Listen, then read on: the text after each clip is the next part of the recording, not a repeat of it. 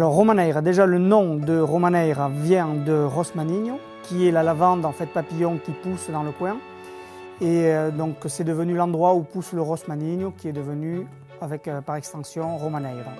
Donc c'est une quinta de 400 hectares de vignes avec deux quintas traditionnelles, une qui s'appelle Donna Clara, du nom de l'ancienne propriétaire, et une autre un petit peu plus ancienne qui s'appelle Quinta da Veia. L'activité autour de la quinta tourne énormément autour de la production viticole. On propose des dégustations de nos vins et de nos portos. On peut visiter nos chais. On peut participer aux travaux des vendanges, par exemple à la saison comme actuellement. Il y a toute une activité qui est organisée autour du porto.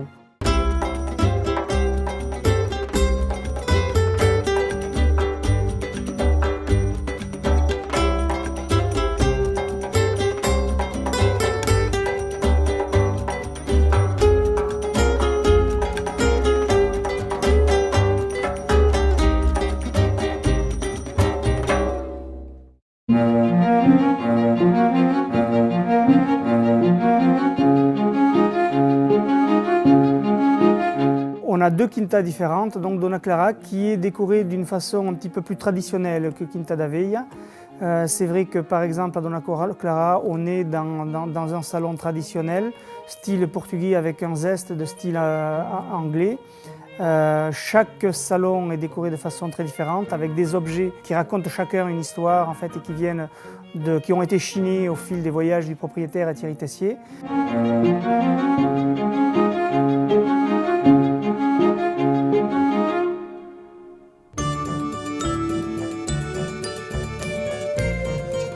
On a également donc l'autre quinta, Quinta da Veia, qui propose un style beaucoup plus contemporain.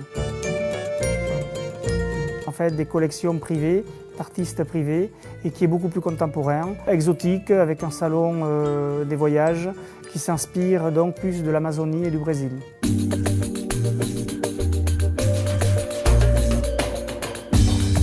Je crois que c'est vraiment une maison qui est restée hors du temps. Et c'est quelque chose, je pense, qui revient assez souvent dans les commentaires de nos clients.